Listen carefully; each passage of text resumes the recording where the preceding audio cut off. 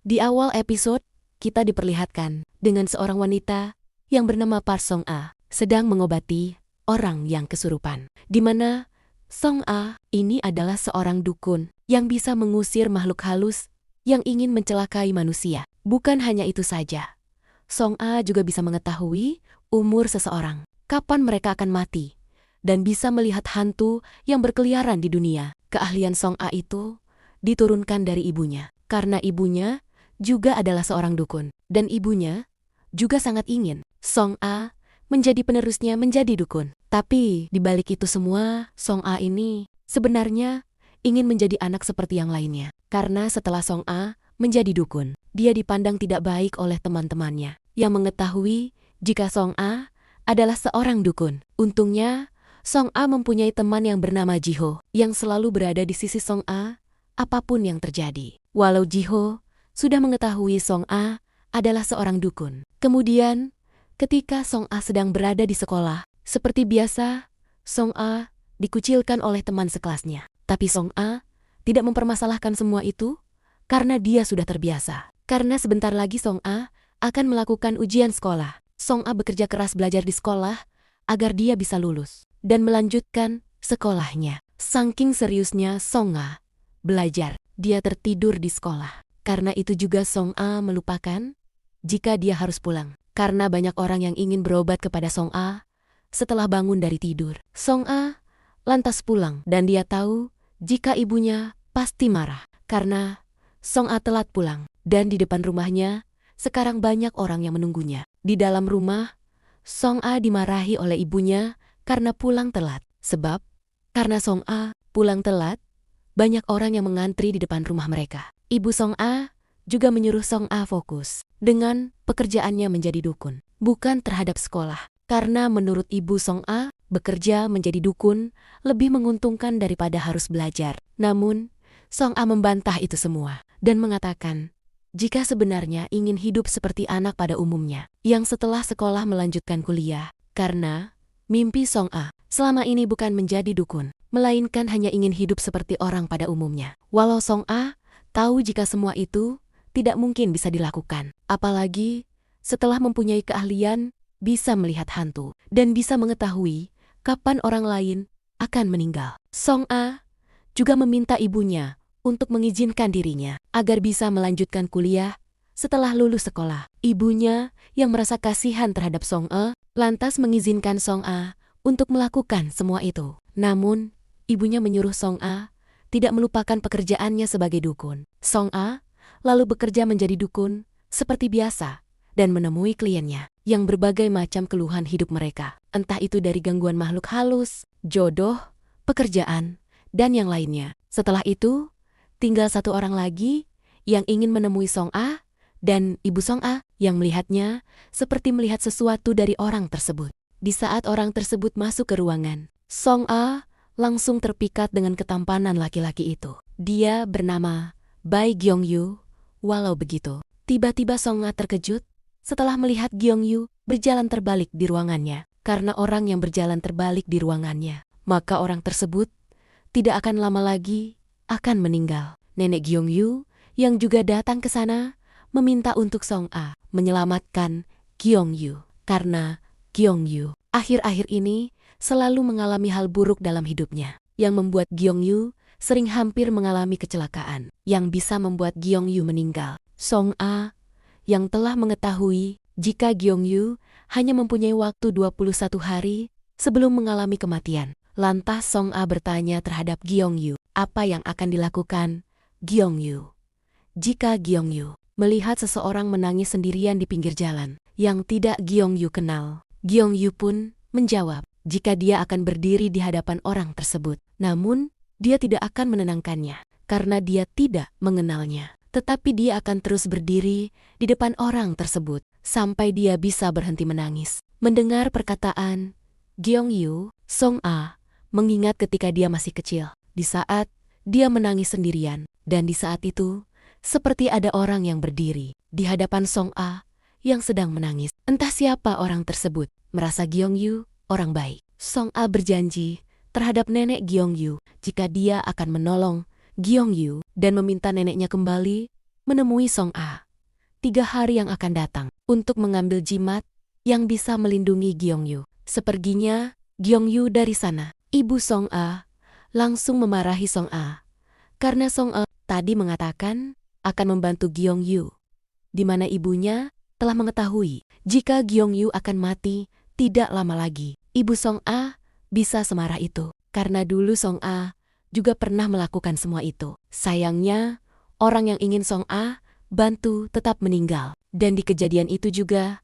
Song A hampir tertabrak mobil. Ibunya tidak ingin kejadian itu terulang dan menyuruh Song A tidak melakukan itu lagi. Namun Song A berkata, dia akan tetap membantu Gyeongyu, walau ibunya melarangnya. Ibu Song A lantas bertanya, kenapa Song A ingin membantu Gyeongyu? Lalu dengan lantang Song A berkata, jika dia menyukai Gyeongyu dari pertama kali melihatnya. Yang membuat ibu Song A kaget mendengar semua itu. Keesokan harinya, ketika Song A sedang di kelas, datang guru yang memberitahu semua murid jika ada murid baru yang akan masuk ke kelas mereka.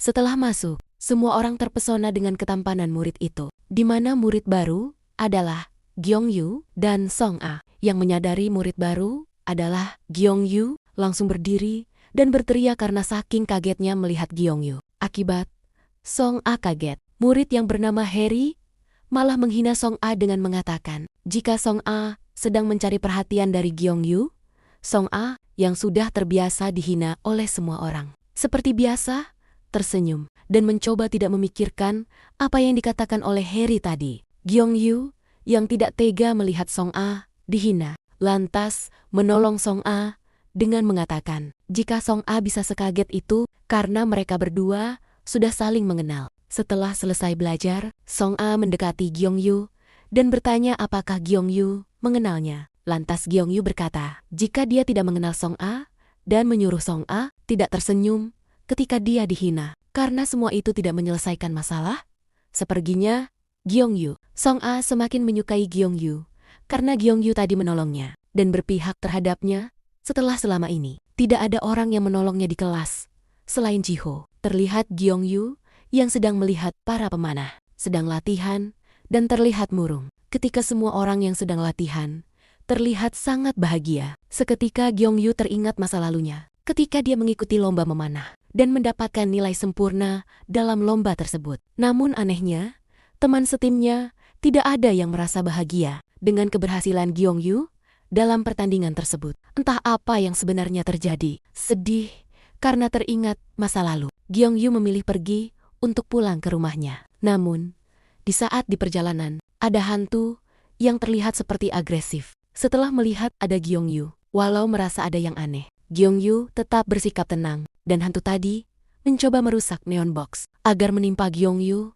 Tidak sengaja, Song A juga ada di sana. Melihat hantu yang sedang merusak neon box, lantas Song A berlari untuk menyelamatkan Gyeongyu agar tidak tertimpa neon box yang dirusak hantu tersebut. Namun, ketika akan menolong Gyeongyu, Song A malah dipeluk oleh Gyeongyu karena Gyeongyu seperti telah mengetahui jika neon box tersebut akan menimpanya. Setelah melihat keadaan Song A baik-baik saja, Gyeongyu menyuruh Song A tidak melakukan itu lagi karena walau Song A menolongnya, dia tidak ingin berterima kasih terhadap Song A. Lalu Gyeongyu pergi meninggalkan Song A karena telah berjanji kepada nenek Gyeongyu jika Song A akan menolong Gyeongyu dengan tanpa sepengetahuan ibunya. Song A mendatangi master bunga kenalan ibunya, di mana master bunga ini adalah dukun yang bisa membuat jimat penjaga. Walau awalnya master bunga tidak ingin membuat jimat tersebut karena takut oleh ibu Song A, tapi setelah Song A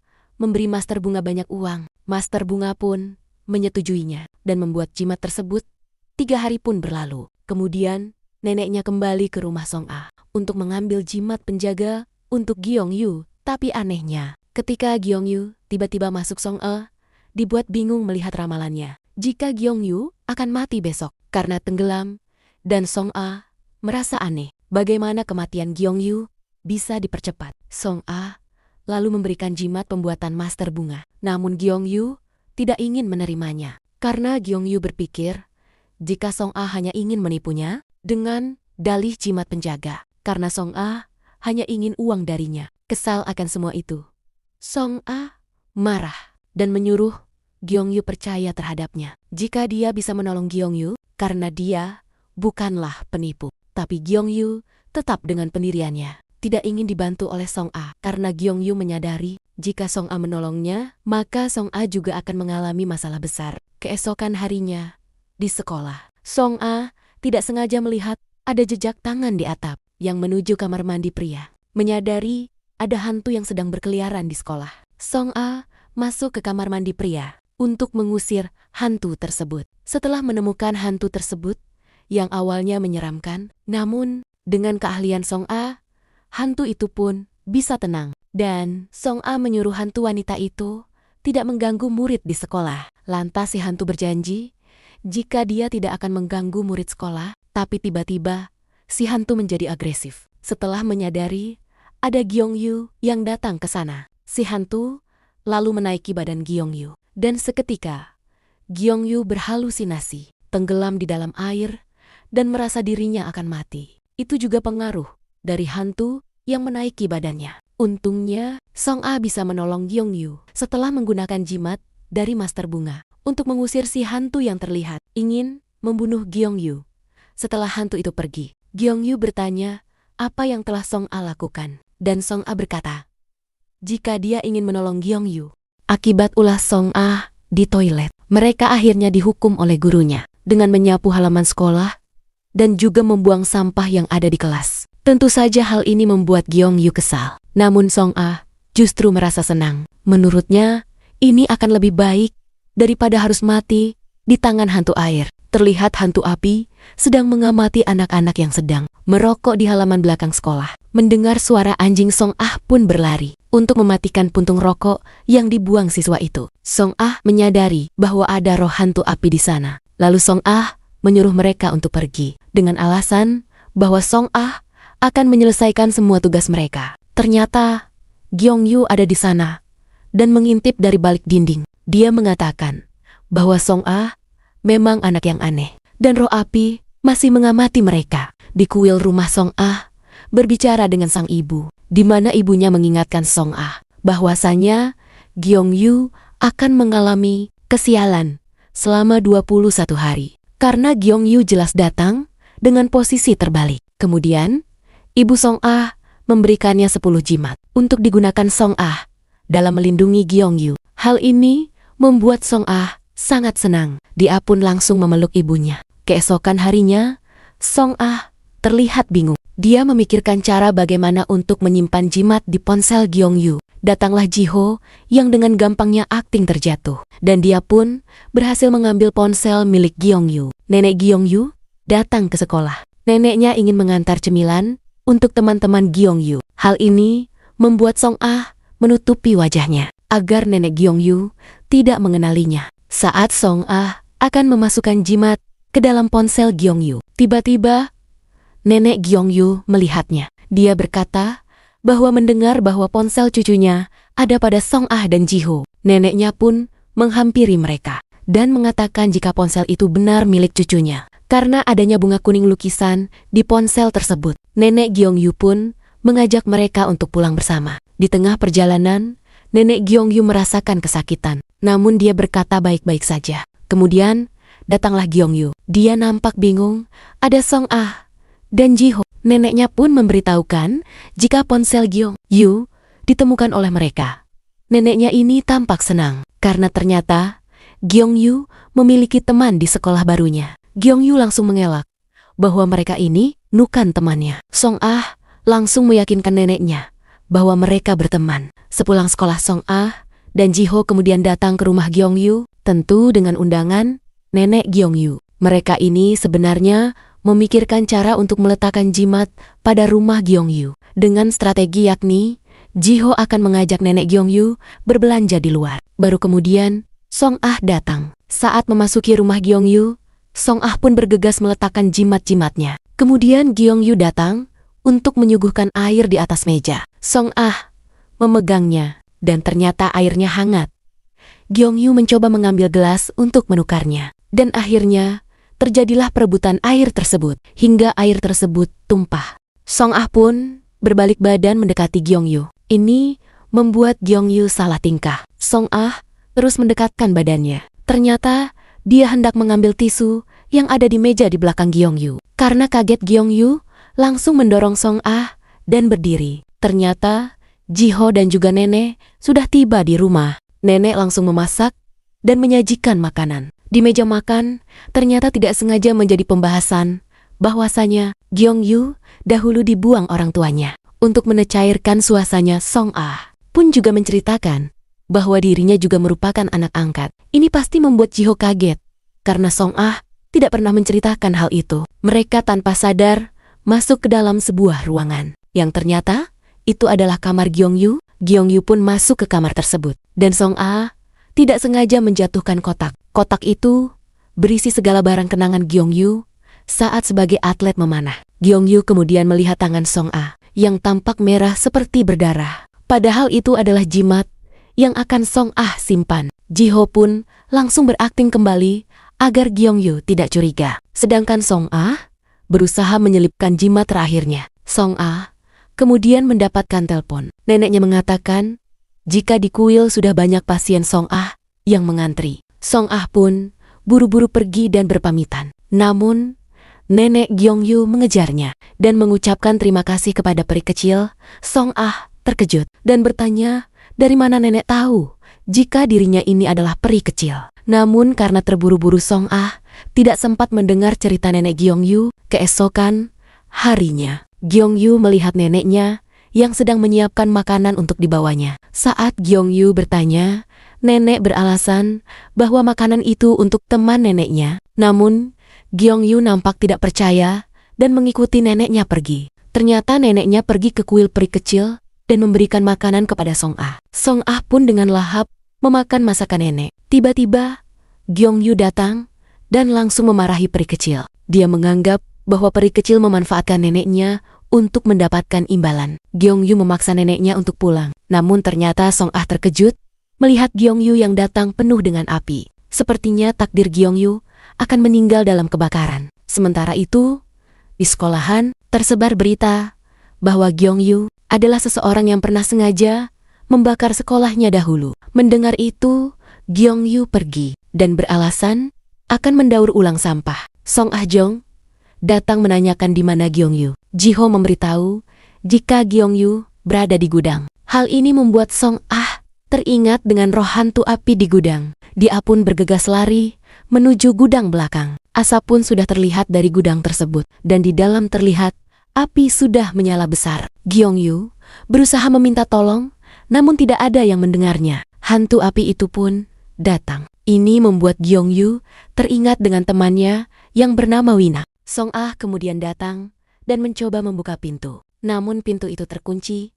Dia pun mendobrak pintu gudang tersebut. Akhirnya pintu itu dapat terbuka. Hantu api sudah menguasai ruangan tersebut, dan Jiho pun datang dengan menyemprotkan alat pemadam api, hingga akhirnya api pun dapat dipadamkan. Gyeongyu terlihat ketakutan karena luka traumatik. Song Ah mengulurkan tangannya dan mengajak Gyeongyu keluar dari ruangan bersama-sama. Mereka pun dipanggil ke ruang guru untuk membuat laporan apa yang sebenarnya terjadi. Gurunya pun menduga jika Gyeongyu sengaja membakar ruangan itu. Saat mendengarnya, Gyeongyu seperti menyembunyikan sesuatu. Dia sudah terbiasa dengan keadaannya. Gurunya mengatakan telah meminta keterangan dari Gyeongyu tentang rumor arsonis. Namun Gyeongyu enggan memberikan keterangannya, dan dia lebih memilih menulis laporan kejadian, di mana arsonis ini adalah julukan untuk orang yang dengan sengaja membakar bangunan. Gyeongyu kemudian keluar dari ruang guru. Song Ah nampak menunggunya di depan ruangan. Gyeongyu kemudian mengucapkan terima kasih kepadanya.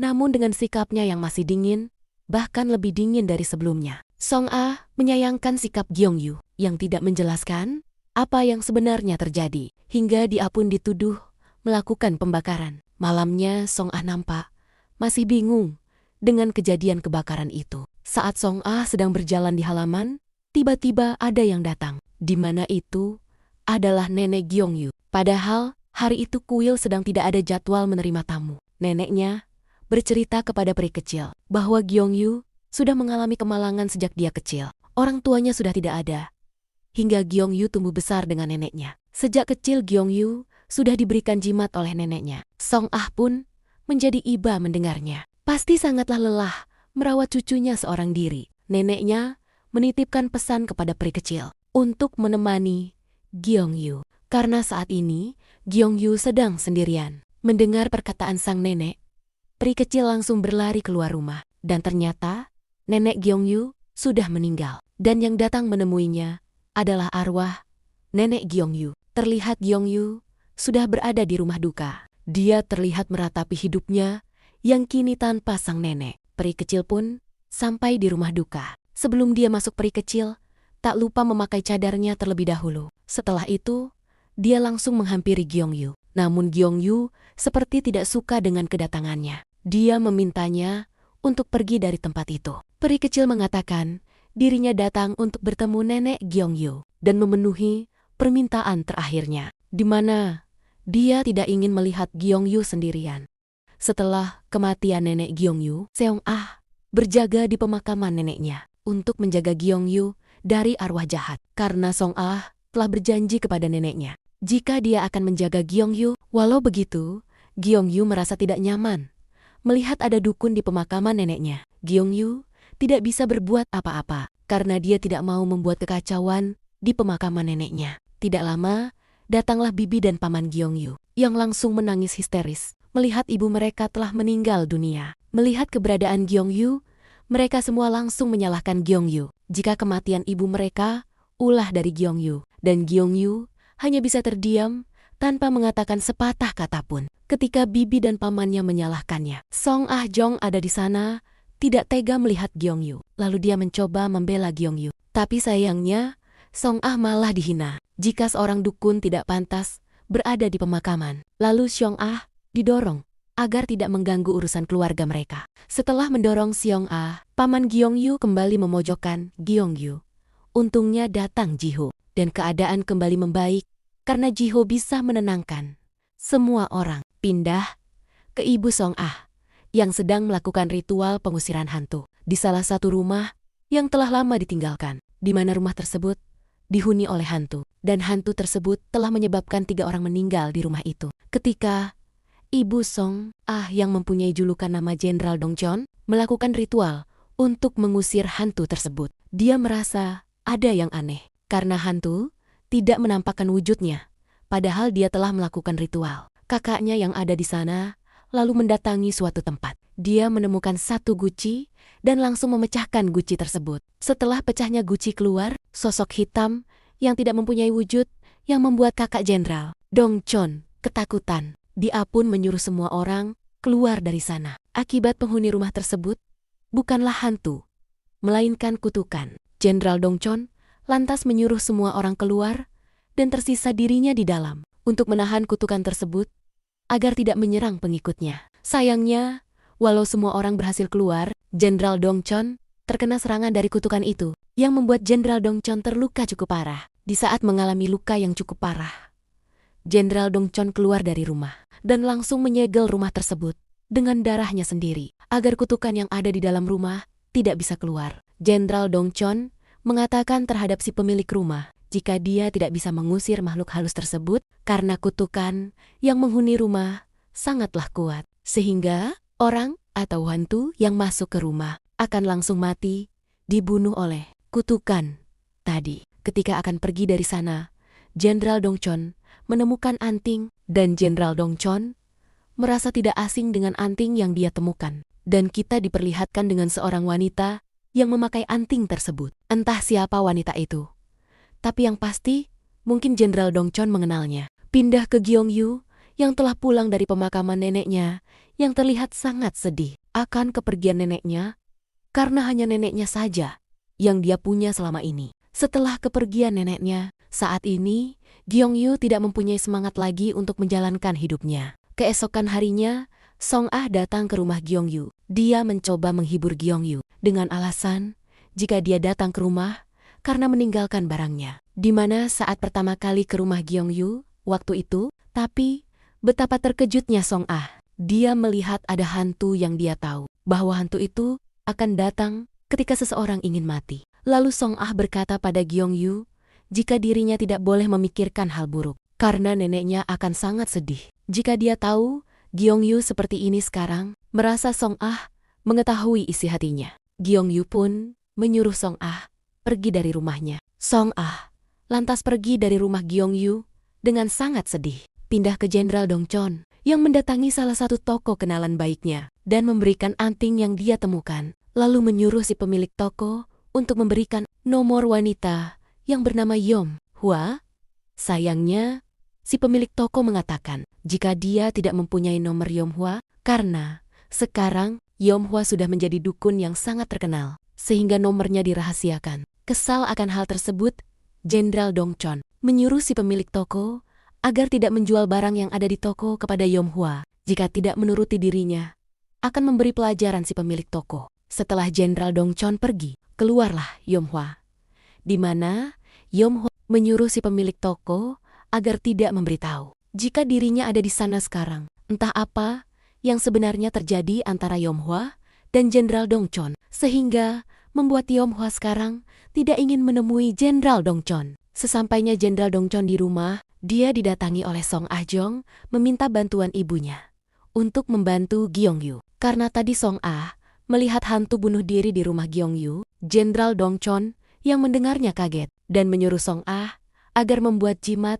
yang dibuat di tubuh Song Ah secara langsung agar bisa melindungi Gyeongyu. Jenderal Dongchon juga lalu memberitahu Song Ah jika jimat yang langsung ditanamkan di tubuh akan sangat ampuh mengusir hantu bunuh diri yang berkeliaran di dekat Gyeongyu. Tapi karena jimat tersebut ditanamkan langsung di tubuh, maka Song Ah harus sering menyentuh tubuh Gyeongyu secara langsung agar hantu itu pergi. Walau begitu, Song Ah juga harus memberi semangat agar Gyeongyu tetap semangat dan mengembalikan keinginan untuk terus hidup di dunia. Song Ah lalu menanamkan jimat di tubuhnya seperti saran dari ibunya. Setelah itu, dia pergi ke rumah Gyeongyu untuk pergi bersama ke sekolah. Di sekolah, karena harus sering memegang tubuh Gyeongyu, Song Ah terus-menerus memegang tangan Gyeongyu, yang membuat Gyeongyu kebingungan kenapa Song Ah bersikap seperti itu. Walau Song Ah menyadari jika Gyeongyu terganggu dengan sikapnya, Song Ah tidak memperdulikan semua itu dan terus memegang bagian tubuh Gyeongyu bagaimanapun caranya. Seketika, hantu bunuh diri pun mulai menjauh karena Song Ah sering memegang Gyeongyu yang membuat Song Ah senang akan hal tersebut. Sepulang sekolah, Gyeongyu pergi kembali ke pemakaman neneknya dan Song Ah terus mengikuti Gyeongyu dari belakang. Sesampainya di depan pemakaman neneknya, Song Ah menangis dan berkata jika nenek Gyeongyu pasti sangat bangga dan bahagia ketika Gyeongyu mendapatkan medali emas di kejuaraan memanah. Mendengar perkataan Song Ah, Gyeongyu mengingat kembali ketika dia mendapatkan medali emas. Dan di sana, Gyeongyu melihat neneknya sangat bahagia. Seketika keinginan Gyeongyu untuk memanah mulai kembali muncul. Karena Gyeongyu ingin neneknya bahagia di surga. Dan dia ingin melihat dirinya kembali mendapatkan medali emas di kejuaraan memanah. Setelah itu Gyeongyu pergi ke sekolah dan langsung kembali berlatih memanah. Tanpa disadari, di sana ada pelatih yang merasa bahagia melihat Gyeongyu kembali memanah. Keesokan harinya, di sekolah Gyeongyu mulai fokus belajar memanah lagi. Dan di sana ada Song Ah yang melihat Gyeongyu memanah kembali. Seketika, Song Ah merasa bahagia akibat hal tersebut. Pagi harinya, Song Ah datang pagi. Dia hendak menempel jimat untuk hantu bayi. Kemudian Gyeongyu datang. Dan Gyeongyu mengajak Song Ah bertemu di atas gedung. Dia bertanya, kenapa selama ini Song Ah terus mengikutinya kemanapun dia pergi? Song Ah menjawab, karena mereka berdua adalah teman. Karena itulah Song Ah terus mengikuti Gyeongyu selama ini. Song Ah lalu menanyakan perasaan Gyeongyu ketika memegang busur panah, bagaimana rasanya? Lalu Gyeongyu menjawab, jika dia merasa bisa mengalahkan apapun. Di saat dia memegang busur panah, Song Ah lalu tersenyum dan mengelus kepala Gyeongyu dan berkata jika dia sangat bangga terhadap Gyeongyu. Hal ini membuat Gyeongyu kaget dengan apa yang dilakukan oleh Song Ah. Walau begitu, Gyeongyu merasa bahagia karena walau neneknya telah pergi, masih ada orang yang mengkhawatirkannya. Dan semangat Gyeongyu untuk hidup mulai kembali muncul. Lalu hantu bunuh diri pun menghilang, tidak mengikuti Gyeongyu kembali. Song Ah yang melihat hantu itu sudah menghilang. Merasa bahagia dan tanpa sadar memegang tangan Gyeongyu dengan erat. Lalu Gyeongyu memegang erat kembali tangan Song Ah dan tidak melepasnya. Keesokan harinya, Song Ah kembali menjadi dukun di kuil dan melakukan tugasnya sebagai peri kecil.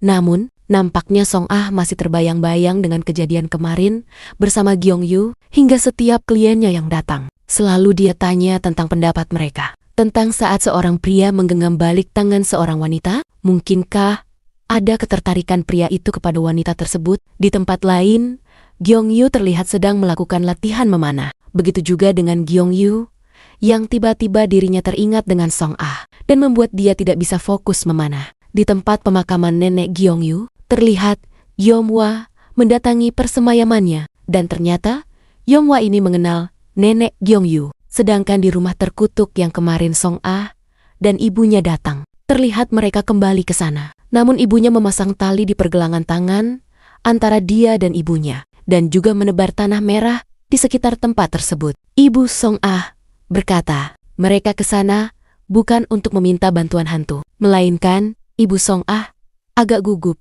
saat berhadapan dengan roh kuat yang ada di dalamnya. Ibunya berdalih bahwa dia akan berhasil saat melakukan ritual selanjutnya. Di tengah-tengah pembicaraan tersebut, Song Ah memamerkan pada ibunya kalau dia sudah berhasil menjaga Gyeongyu selama 13 hari dan masih 8 hari lagi untuk menjaganya. Ibunya hanya tersenyum melihat semangat sang putri memperjuangkan cinta pertamanya. Lalu ibunya berpesan untuk menghindari pertarungan yang tak bisa dimenangkan. Berbohonglah jika perlu.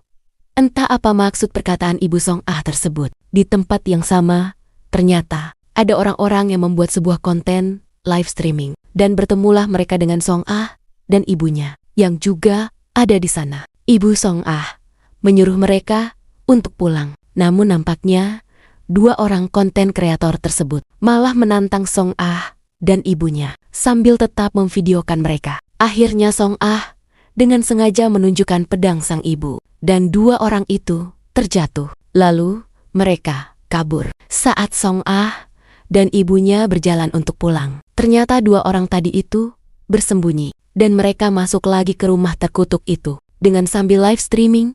Setelah mereka masuk, temannya itu ada yang menemukan cincin di sana. Dan seketika, suasana berubah menjadi mencekam. Dan pria tersebut kerasukan roh jahat. Keesokan harinya, Song Ah hendak memberikan sesuatu benda yang akan dijadikan jimat berbentuk manusia. Sesuai dalam buku tersebut yang memiliki bentuk mata, hidung, dan mulut. Tiba-tiba, dia menemukan sebuah pelembab bibir miliknya yang sesuai untuk dijadikan jimat. Song Ah bingung. Bagaimana caranya dia bisa memberikan sebuah jimat dalam bentuk pelembab bibir? Dan Song Ah tiba-tiba berpikir bahwa cuaca yang cerah membutuhkan pelembab bibir. Langsung saja Song Ah memberikan jimat pelembab bibirnya. Dan benar saja, ternyata Gyeongyu mau menerimanya dengan mudah. Meski agak malu-malu dan salfok sama bibir Gyeongyu. Saat di bis, Song Ah terlihat sangat mengantuk. Song Ah terlihat tidak seperti biasanya. Karena biasanya Song Ah itu energik dan ceria. Jiho bertanya ke Gyeongyu, ada apa dengan Song Ah hari ini? Gyeongyu juga tidak mengetahuinya kenapa dia kelihatan lesu. Gyeongyu mencoba mengecek suhu badan Song Ah. Tiba-tiba, jari Gyeongyu ditarik oleh Song Ah. Gyeongyu beralasan kalau dia juga menyukai main tebak jari. Tapi, Jiho terlihat cemburu melihat kedekatan mereka. Sesampainya di sekolah, mereka bertemu dengan Do Hyun dan hantu bayi masih menempel pada kaki Do Hyun. Tapi hantu bayinya terlihat sedang tidur nyenyak karena jimat yang dibuat Song Ah kemarin. Song Ah takut hantu bayinya pindah ke Gyeongyu. Song mencegah Gyeongyu dengan tidak sengaja menarik dasinya. Tapi terlihat Gyeongyu senang dengan hal itu. Jiho bingung dengan perubahan sikap Gyeongyu. Saat jam makan siang, Gyeongyu dan Jiho sudah menunggu Song Ah. Lalu Song Ah datang. Dia duduk di samping Gyeongyu. Ini membuat Jiho agak kesel, karena biasanya Song Ah itu duduk di sampingnya. Jiho mengomeli Song Ah untuk pindah. Tapi saat Song Ah akan pindah, tiba-tiba datang temannya dan duduk di samping Jiho. Dan juga Do Hyun yang duduk di samping Song Ah. Saat mereka akan makan, tim pembuli sekolah meminta pindah orang-orang yang sedang makan di meja seberang mereka. Di situ, Song Ah malah salfok sama hantu anjing yang ada di sebelah. Gyeongyu terlihat salah paham. Dia pikir, Song Ah ini senyum-senyum sama si ketua kelas Jin-un. Di sekolah, dua siswa tukang gosip sedang bercerita. Dia melihat video viral tentang rumah hantu, di mana konten kreatornya ditemukan sudah meninggal di sana. Berita ini viral, di mana di video tersebut terlihat si peri kecil. Temannya menyadari kalau yang ada di video ini mirip dengan Song Ah, sampai temannya ini berusaha menutup muka Song Ah. Dan benar saja, temannya merasa mirip sekali. Akhirnya, dalam kelas menjadi ramai. Setelah itu datang Jiho bersama Gyeongyu. Gyeongyu kesal terhadap siswa itu karena dia menuduh Song Ah. Dia kesal juga karena temannya ini juga yang menyebarkan rumor arsonis terhadapnya. Gyeongyu merasa ingin menghajarnya. Sepulang sekolah, tiba-tiba saja Gyeongyu bertemu Yomhwa di dekat rumahnya. Gyeongyu juga mengenai Yomhwa. Yomhwa mengatakan, kenapa tidak memakai jimat? Dia juga menunjukkan foto-foto nenek yang telah bertuliskan jimat. Dan Yomhwa juga mengetahui ayah Gyeongyu. Khawatir jika Gyeongyu ini muncul di hadapannya. Tapi masih jadi misteri di sini. Dan Yomhwa langsung menaburkan garam ke badan Gyeongyu. Di tempat yang berbeda, Ibu Song Ah sedang berada di depan rumah kutukan itu. Yang ternyata polisi menemukan ada yang meninggal di sana. Ibu Song Ah tahu bahwa mereka datang kemarin malam, tapi mereka justru nekat masuk dan berakhir seperti itu karena tidak mau memakan korban lagi. Akhirnya, Ibu Song Ah dan juga Song Ah melakukan ritual untuk pembersihan di rumah itu. Mereka melempari kendi emas itu dengan garam. Lalu mereka membakar kertas putih yang dibakar untuk membersihkan kotoran. Saat Ibu Song Ah membakar kertasnya, tiba-tiba dia teringat dengan masa lalunya bersama dengan Yomhwa. Entah bagaimana, Yomhwa dan Ibu Song Ah seperti dukun yang bertolak belakang, hingga tangannya terluka akibat api tersebut, dan memutuskan untuk tidak melanjutkannya dan memilih untuk pulang. Saat Song Ah dan ibunya hendak di perjalanan pulang, tiba-tiba bertemu dengan Gyeongyu yang baru saja akan pulang. Seketika, Song Ah berbalik badan dan meminta ibunya untuk segera pergi, karena di belakangnya ada Gyeongyu. Saat hendak pergi dan berlari dari Gyeongyu, tiba-tiba saja Gyeongyu mengejar mereka dan menghentikan mereka. Gyeongyu berkata bahwa Song Ah, dukun yang ada dalam video yang sedang viral, dan memintanya untuk membuka cadar penutup wajahnya. Namun Ibu Song Ah tak membiarkannya membuka cadarnya begitu saja. Lalu Gyeongyu pun meminta maaf padanya karena memerintah dukun. Yang sebenarnya Gyeongyu ingin memfotonya karena rumor yang beredar di sekolahnya bahwa Song Ah adalah dukun viral itu. Gyeongyu kemudian mengirim pesan kepada Song Ah bahwa dia ingin bicara saat itu juga dengannya. Karena takut ketahuan Song Ah ini buru-buru pulang. Tapi karena waktunya yang sudah mepet, akhirnya ibunya membelikannya baju. Dan langsung saja Song Ah berganti baju baru di toko itu. Gyeongyu mengirim pesan untuk bertemu di taman. Dan Song Ah berlari menuju taman yang dimaksud Gyeongyu. Padahal Gyeongyu belum berada di taman itu, tapi membaca pesan Song Ah yang akan segera menuju ke sana. Akhirnya Gyeongyu juga berlari menuju taman tersebut. Sesampainya mereka di sana, tiba-tiba lampu di taman itu mati. Seketika suasana menjadi gelap gulita, dan Song Ah menyadari banyak roh buruk yang ingin mendekati Gyeongyu di sana. Dan Song Ah berusaha menjaga Gyeongyu dengan menyentuh tangan Gyeongyu. Namun, Gyeongyu merasa bingung dan dia teringat dengan masa lalunya, di mana neneknya ternyata pernah membawa Gyeongyu datang ke dukun Yomhwa. Oleh karena itu, Gyeongyu mengenal Yomhwa. Yomhwa ini mengenal nenek Gyeongyu dan datang ke rumah abu neneknya Gyeongyu. Seketika, Song Ah memeluk Gyeongyu. Song Ah mengatakan kalau dia jangan terlarut dengan masa lalunya, dan Song Ah akan menjaga Gyeongyu dari segala hal buruk yang akan menimpanya. Saat sedang berpelukan, Gyeongyu juga membalas pelukan itu. Dan tiba-tiba saja, lampu-lampu di taman itu ikut menyala. Seperti ada magnet yang membuat energi baik muncul di sini. Keduanya pun terlihat malu, karena sadar kalau mereka lagi saling berpelukan. Keesokan paginya Song Ah ini sudah menunggu Gyeongyu di depan pintu, karena mereka akan berangkat bersama lagi. Kali ini, Song Ah mengajaknya bersepeda bersama. Ternyata, Jiho juga sedang menunggu Song Ah, dan Song Ah mengajarkan Gyeongyu untuk melompati tembok sekolah.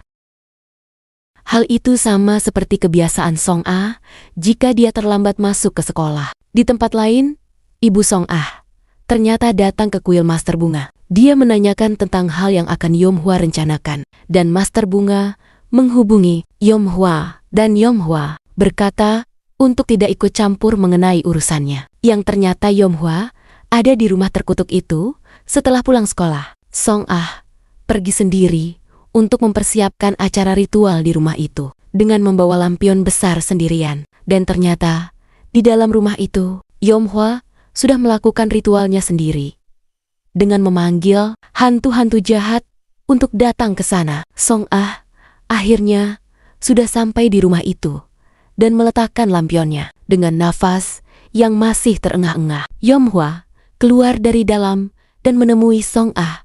Yom Hwa lalu berpura-pura menjadi dukun yang dipanggil Bibi Song Ah.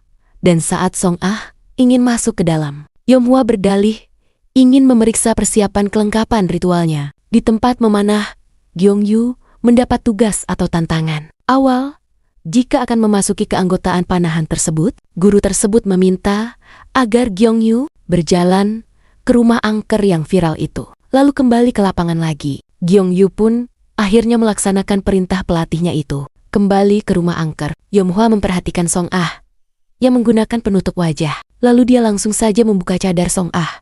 Song Ah merasa tidak nyaman dan meminta cadarnya dikembalikan. Namun, Yom Hwa memintanya untuk melakukan sebuah tarian. Hingga akhirnya, Song Ah menyetujuinya dan menarilah mereka dengan menggunakan lampion itu. Dan benar saja, Gyeongyu juga sedang menuju ke rumah angker itu. Saat berjalan menuju rumah itu, Gyeongyu sambil memikirkan Song Ah yang membuatnya tidak takut. Karena di pikirannya ada gadis yang berjanji untuk mendampingi dirinya. Song Ah menari dengan Yom Hwa, terlarut dengan suasana saat menari, membuatnya begitu lincah saat memainkan lampion tersebut. Selesai menari, hal yang mengejutkan pun terjadi. Gyeongyu sudah sampai di sana dan melihat Song Ah tanpa cadar menggunakan baju dukun peri kecil. Hal itu membuat Gyeongyu kaget dan terdiam. Menurutnya, hal yang mustahil baginya ternyata benar terjadi. Song Ah adalah seorang dukun. Pada awal episode 5, ketika Gyeongyu melihat Song Ah sedang menari bersama Yom Hwa, ia memandangi Song Ah cukup lama dengan tatapan penuh kecewa, seolah-olah telah dijebak oleh Yom Hwa. Setelah itu, Gyeongyu pergi meninggalkan mereka dengan ekspresi kesal dan hampa. Di momen itu pula, ia akhirnya menyadari kenyataan bahwa Song Ah adalah seorang dukun. Rasa terkejutnya begitu besar hingga ia terjatuh, saking tak percaya dengan apa yang baru saja dilihatnya. Song Ah kemudian mengejar Gyeongyu.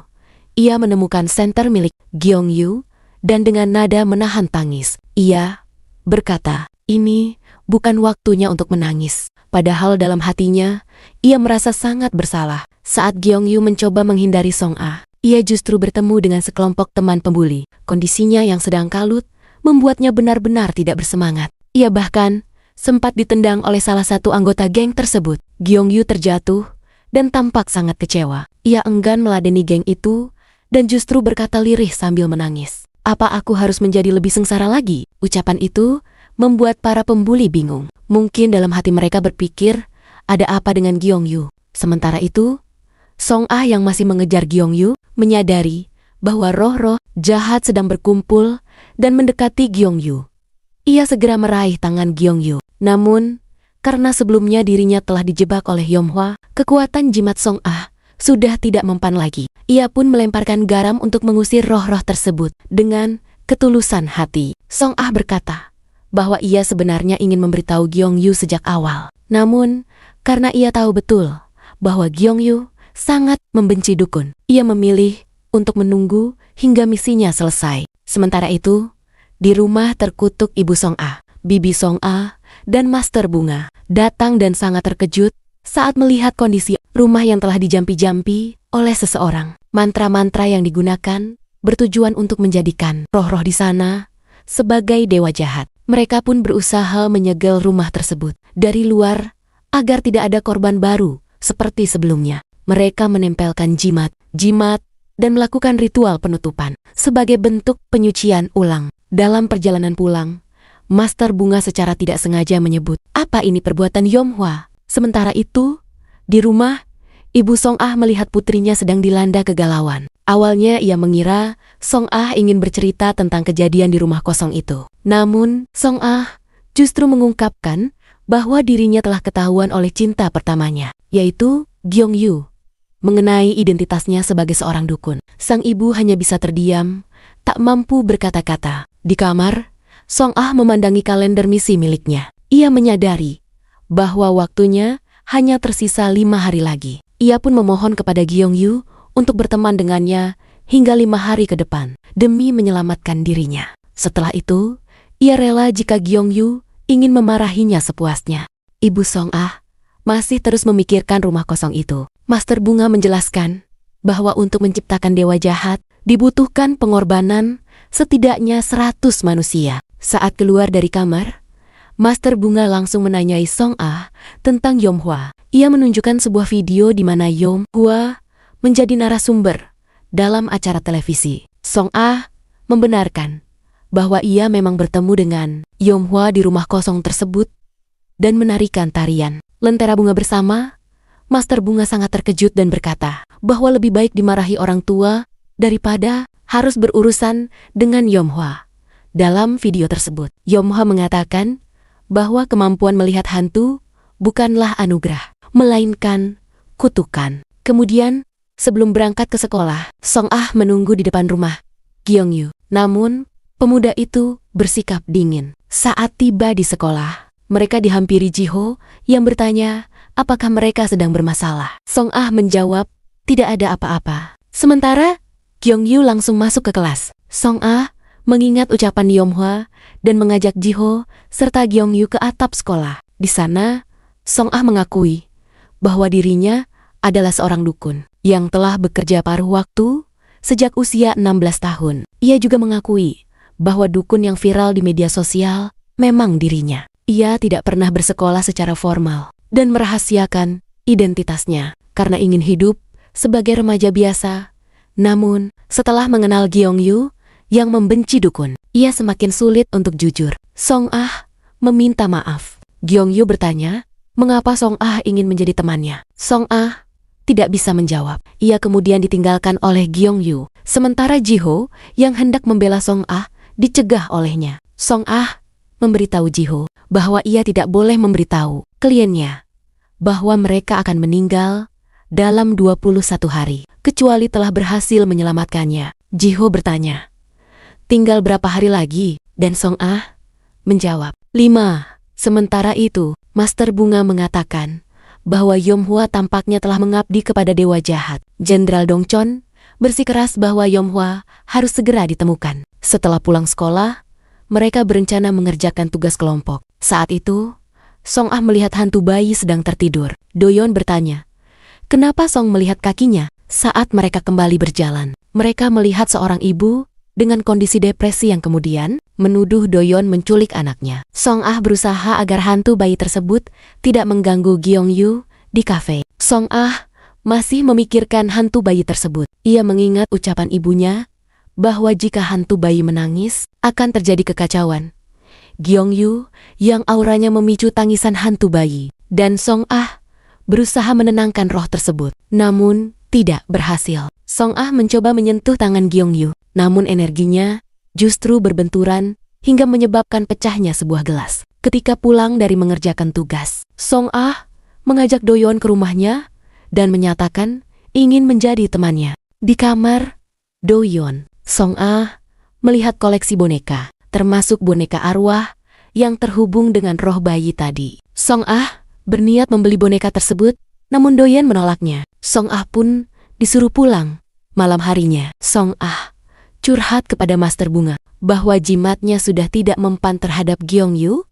Master Bunga bertanya, sejak kapan kekuatanmu melemah, dan menawarkan jimat baru. Di rumah Gyeongyu, ia melihat pelembab bibir pemberian Song Ah dan langsung membuangnya karena kecewa. Keesokan harinya, saat mereka kembali mengerjakan tugas di perpustakaan, suasana antara Song Ah dan Gyeongyu kaku. Teman mereka menyuruh agar tidak bertengkar. Gyeongyu pergi ke rak buku dan Song Ah mengikuti sambil memperhatikan hantu bayi yang terlihat ketakutan di dekat Doyeon. Song Ah langsung memeluk Gyeongyu dan mengatakan bahwa ia tahu dirinya memberikan jimat kepadanya. Tiba-tiba hantu bayi menangis dan energinya menyebabkan rak buku roboh. Gyeongyu pun pingsan dan dibawa ke rumah sakit. Song Ah mengingat perkataan Master Bunga bahwa jimat manusia sama saja dengan jimat biasa. Jiho datang dan menawarkan diri menjadi jimat manusia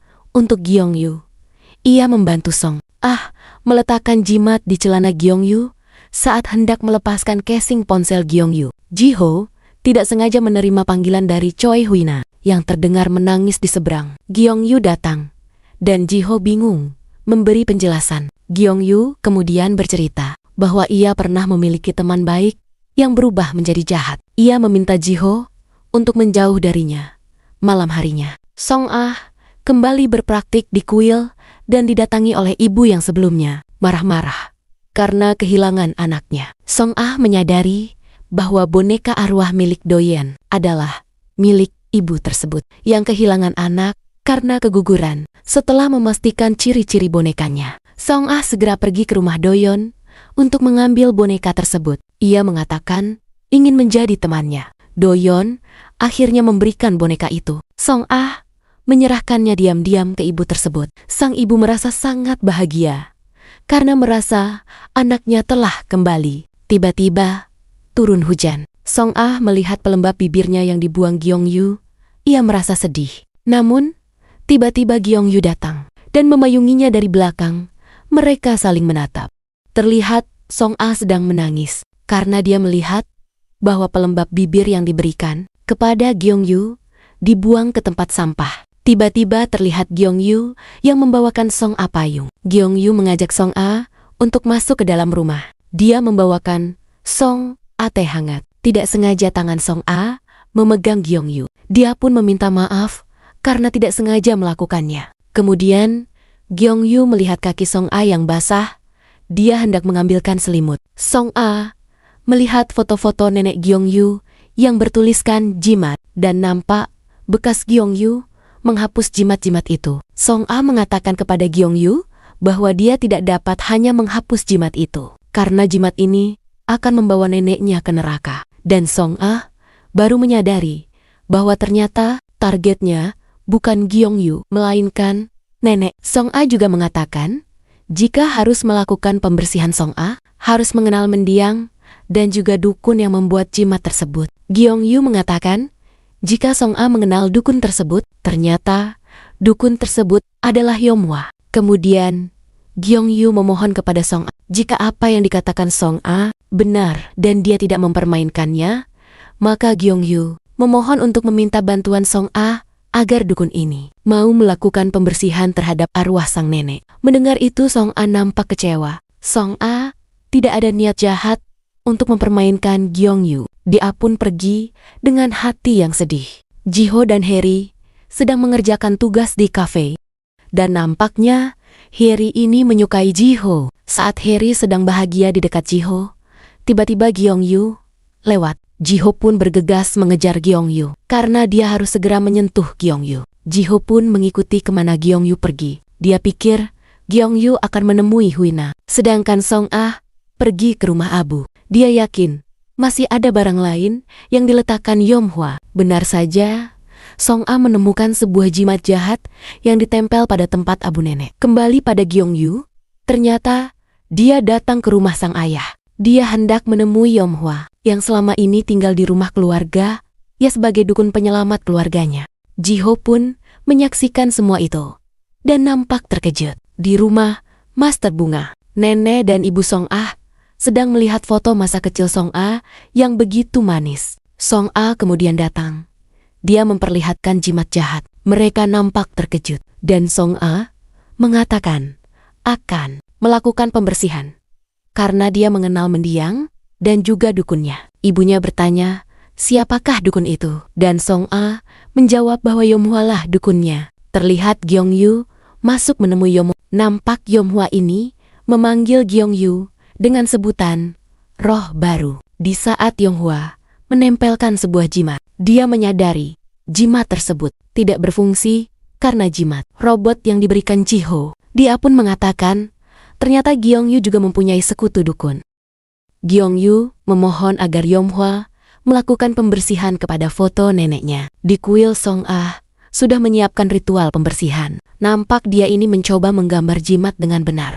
Dengan diarahkan oleh ibu dan Master Bunga. Master Bunga nampak ingin membantu, tapi dilarang karena dia tidak mengenal mendiang. Kemudian, Gyeongyu dan Yomhwa pergi menggunakan mobil. Jiho yang melihatnya segera bergegas menghubungi Song-ah. Karena Song-ah sedang sibuk melakukan ritual, dia pun belum mengangkat telepon. Akhirnya, Song-ah berhasil melakukan pembersihan. Master Bunga dan ibunya memintanya untuk istirahat dan mereka yang akan meneruskan ritual. Namun ketika Song-ah membuka ponselnya, banyak panggilan dari Jiho, Gyeongyu, dan Yomhwa tiba di rumah. Dia memaksa masuk ke dalam rumah karena tujuan Yomhwa ini mencari robot penangkal milik Gyeongyu. Ketika masuk, Yomhwa mengambil robot tersebut. Tiba-tiba Song-ah datang dan merebut robot itu. Song-ah memberikan kepada Gyeongyu dan mengatakan, jagalah barang berharga ini. Song-ah penasaran dengan apa yang dilakukan oleh Yomhwa dan mengajaknya berbicara berdua.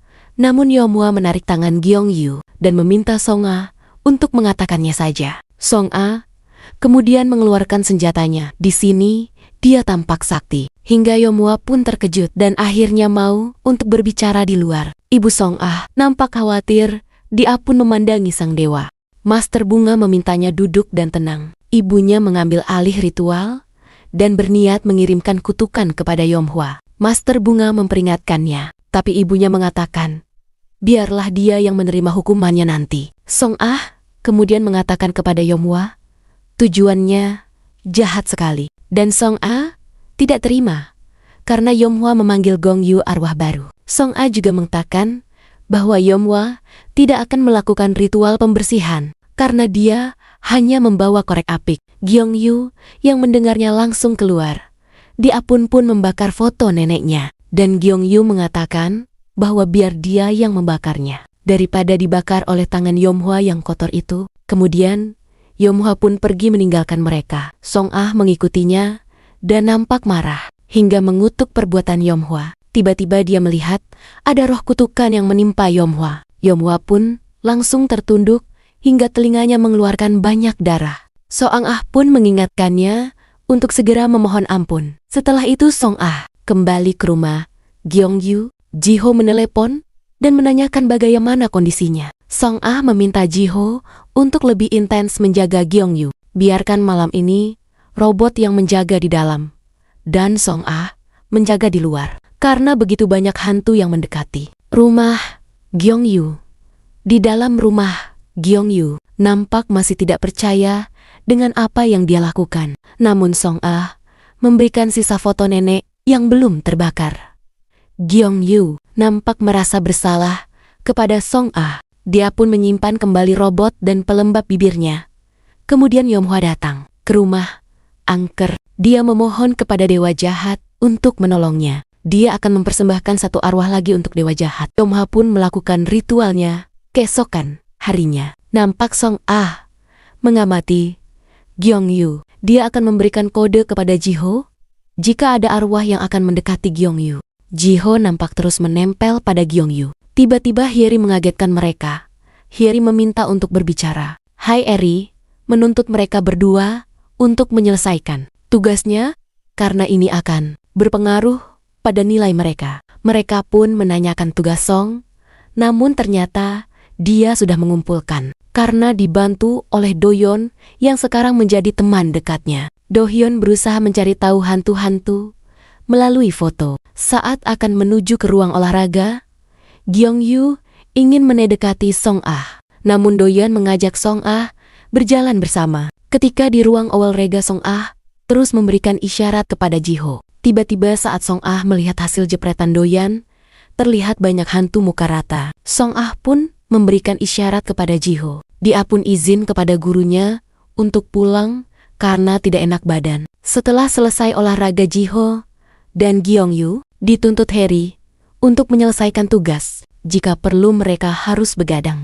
Nampaknya Ini ide bagus, karena Jiho bisa menempel dengan Gyeongyu. Song Ah pun meminta Master Bunga dan ibunya untuk membasmi hantu muka rata. Karena hantu ini akan berkembang lebih banyak lagi. Mereka pun membawa banyak senjata dan dibawa ke rumah angker. Sesampainya di sana, benar saja, Yomwa telah membuka segel rumah dan memotong kepala boneka. Hantu muka rata kemudian berdatangan. Mereka menghabisinya dengan sekuat tenaga. Nampak sekali mereka ini dukun yang keren. Setelah selesai Song Ah meminta semuanya untuk mencari kepala boneka tersebut. Setelah Master Bunga menemukannya, Song Ah langsung mengiris tangannya dan meneteskan darah. Master bertanya, apakah tidak sakit? Kemudian, sambil melakukan ritual, Song Ah menceritakan kehidupannya yang sudah menderita dari kecil. Dia dibuang orang tuanya, dan rasa sakit ini tidak akan seberapa.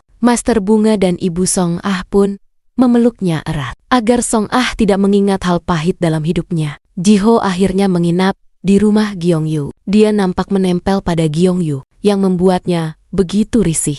Gyeongyu mengingat perkataan Yomhwa tentang dukun cilik Miwoldong. Gyeongyu mencoba mencari informasi di internet. Dia pun menghampiri Jiho dan bertanya, sejak kapan dia dekat dengan Song Ah? Jiho bercerita, sejak dia di kelas 10. Jiho menyampaikan kepada Gyeongyu untuk tidak memikirkan hal apapun setelah besok. Gyeongyu nampak bingung apa yang terjadi besok. Saat hendak pergi ke sekolah, Song Ah melihat Jinjung yang dipukuli oleh seorang pria. Arwah anjing terus menggonggong, dan Song Ah memerintahkannya untuk menggigit kaki pria itu, sehingga Jinjung dapat berlari kabur. Terlihat Gyeongyu ada di belakang Song Ah, dan Song Ah menghindari Gyeongyu. Ternyata Jinjung tidak berhasil kabur. Dia dikejar oleh pria itu, yang ternyata adalah ayahnya yang baru keluar dari penjara. Jinjung berlari menuju rumah angker, dan dia memasuki rumah tersebut. Sang ayah tidak berani masuk karena banyaknya jimat yang menempel. Dia pun meninggalkan tempat itu. Anjing Jinjung mendatangi Song Ah dan memberikan isyarat Jinjung sedang dalam bahaya. Song Ah kemudian izin kepada gurunya untuk mencari Jinjung. Song Ah dibawa ke rumah angker. Dia tidak berani masuk karena itu hal yang dilarang. Anjing itu memelas, dan Song Ah pun masuk. Di dalam rumah ternyata terlihat Gyeongyu yang telah dirasuki. Dia pun mendekati Song Ah dan nampak ingin menciumnya.